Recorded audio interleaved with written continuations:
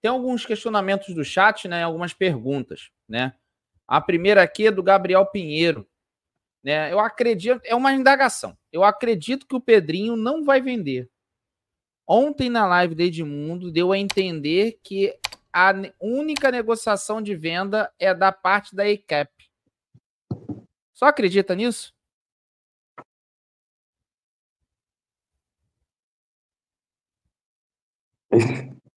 Cara, só não resta acreditar. A gente não tem. Só não resta acreditar. Tomara que seja verdade. Tomara mesmo. Tomara, cara. Que se isso for verdade, é aquele projeto do Levin. Dos 30% vendáveis. Os 70% nosso. Entendi. Aqui, tem do Romério também, né?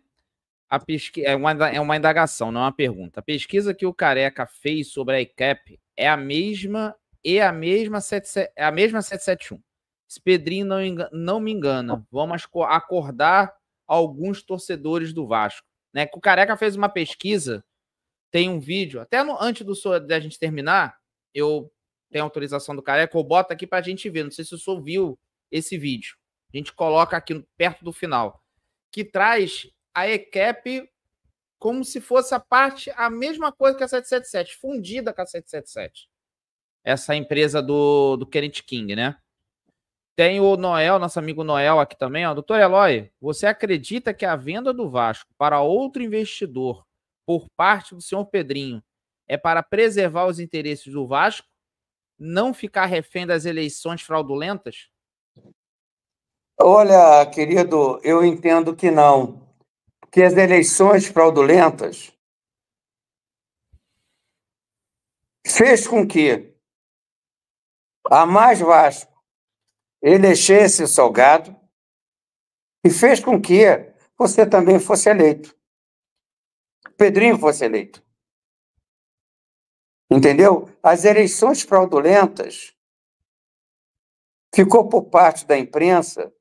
Se o amigo vascaíno não sabe, vai ficar sabendo que naquela eleição em que o Brant ganhou, que a UNA7 foi afastada, não foi contado os votos, e que houve o golpe no Conselho, que na vez do Brant assumir, quem assumiu foi o Campelo, aquelas eleições, quem ganhou foi o doutor Eurico Miranda. A UNA7 acabou de ser validada agora, e não tem mais objeto, e o doutor Eurico já está no Oriente Eterno. Entendeu? Então, na minha modesta opinião, a venda do Vasco só se dá para alguém receber comissão. Alguém receber comissão. Porque as pessoas têm que entender é que a diferença do Vasco se dá no clube associativo, com a quantidade de esportes que o Vasco tinha, que se o Vasco não formasse um atleta, formava um homem. E o Vasco ajudou a me formar. Eu ganhei 3 medalhas de honra ao mérito por ser o atleta mais desfilado, o mais educado, mais polido, mais obediente, mais comportado, durante 3 anos. Em 2.000 crianças. Então, eu reconheço que o Vasco também me formou. Quem o Vasco está formando agora? De atleta olímpico? Quem? Quantas crianças entravam no Vasco com ideia de outro clube e ouviam o nosso grito de guerra, o casaca, e se tornou vascaíno? Gente, isso é história. Isso é história. Eu não acredito na venda do Vasco como solução, sob hipótese nenhuma. Nenhuma. Nenhuma. E nenhuma. Sendo o sheik mais rico do mundo. Nenhuma. Eu não torço contra o Vasco sob condição nenhuma. Hipótese zero. Zero. Mas o Vasco SAF, eu não vibro.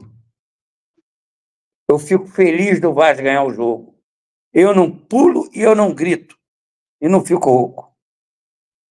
Porque o Vasco SAF não é o meu Vasco. Meu Vasco é o Clube de Regata Vasco da Gama. Eu não pulo, eu não grito. Eu fico feliz. Eu sou Vasco, não vou deixar de ser Vasco. Aí. Aqui, ó, tem uma pergunta do seu Manuel. Boa noite, a bancada. Senhor Eloy, as comissões vão apurar mesmo ou vai acabar em nada? Na minha modesta opinião, vai acabar em nada. Foi uma comissão formada praticamente pelas próprias pessoas que venderam o Vasco. O que isso vai dar? Gente, se o advogado do Salgado, que é o vice-presidente do Vasco, primeiro vice, não deixou o processo andar, se o advogado do Vasco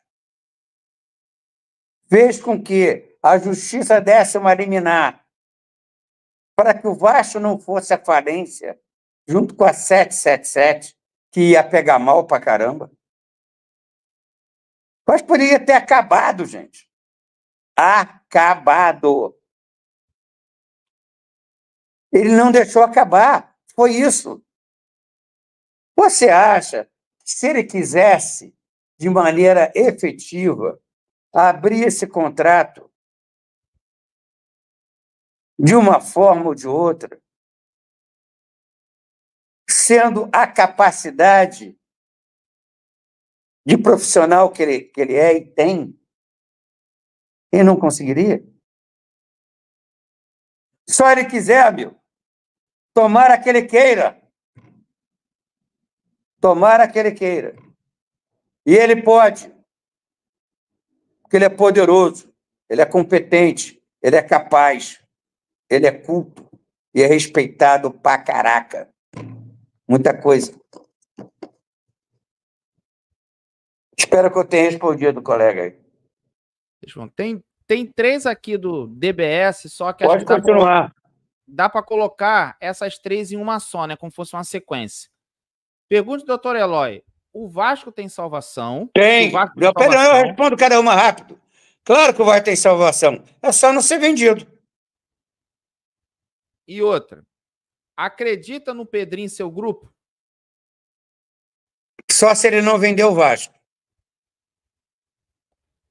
E que aqui, ó. Acredita que o grupo do Vasco do Povo conseguirá os seus objetivos? Gente, se ele vai conseguir seus objetivos, obviamente que eu não sei. Todavia, entretanto, e tenho certeza que iremos fazer o melhor. Uma coisa eu posso dizer para vocês. Vamos tentar. Isso eu garanto. Porque o doutor Walter Brito me prometeu isso. O Everson me prometeu isso. Que iria tentar de todas as formas, de todas as maneiras. E qualquer grupo político do Vasco, ou qualquer pessoa que queira tentar fazer com que o Vasco não seja vendido, pode pedir meu telefone ao Fabinho aqui, que eu estou dentro. Quer seja com a minha presença física, quer seja financeira também, eu vou ajudar. Aqui, ó, tem mais uma pergunta do seu Manuel, aí a gente parte para a bancada de novo. Ó. Gostaria de perguntar ao doutor Eloy se o Salgado deve responder criminalmente pelo que foi feito no Vasco por essa quadrilha. Se, porventura, efetivamente, ficar comprovado um comportamento ilícito, deve ir para a cadeia, como qualquer pessoa. Mas terá que ser apurada, e eu entendo até, inclusive, que o Ministério Público do Rio de Janeiro já deveria ter intervido no que concerne a isso, ao que foi feito ao Vasco. O Ministério Público é pago por nós. O salário é recebido pela população carioca. E tudo indica que houve um comportamento inadequado. E se efetivamente isso aconteceu, deverá responder por seus crimes, se porventura ele os cometeu.